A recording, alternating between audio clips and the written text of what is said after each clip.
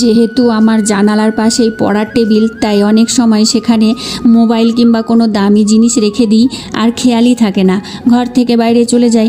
আর আমার জানালার পাশেই রাস্তা হওয়ায় সবসময় একটা ভয় থাকে যে বাইরে থেকে কেউ হাত বাড়িয়ে জিনিসপত্রগুলো চুরি করে নিয়ে যাবে কি না। এছাড়া জানালা দিয়ে মশা, পোকামাকড়, এমনকি সাপের মতো উপদ্রব তো লেগেই থাকে। এই সব ঝামেলা থেকে বাঁচতে গিয়ে কিছুদিন আগে একটা আঠালো নেট কিনেছিলাম।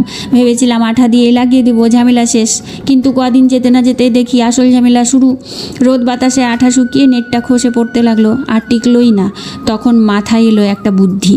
ভাবলাম আঠার ভরসায় আর রাখা যাবে না, সোজা পেরেক আর হাতুড়ি নিয়ে বসে পড়লাম। এরপর নিজেই একটু কষ্ট করে জানালার ফ্রেমে পেরেক দিয়ে ভালো মতো নেটটা একেবারে টাইট করে আটকে দিলাম।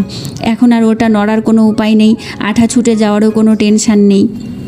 এই কাজটা করতে গিয়ে আমার অবশ্য একটু সময় আর খাটুনি দুটোই লেগেছে। পেরেক ঠুকতে গিয়ে হাতুড়ির বাড়ি নিজের আঙুলে পড়ারও দশা হয়েছিল আর কি। তবে বিশ্বাস করো, কাজটা শেষ হওয়ার পর যে শান্তিটা পেয়েছি না, সব ক্লান্তি একদম দূর হয়ে গেছে। এখন এই নেট লাগানোর পর থেকে একদম টেনশান ফ্রি। মশা, পোকামাকড় বা সাপের ভয় তো দূর হয়েইছে, সাথে টেবিলের উপর মোবাইল বা যাই রাখি না কেন একদম নিশ্চিন্তে থাকি।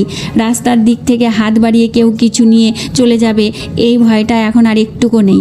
ঘর ফাঁকা থাকলেও আর মনটা খচখচ করে না।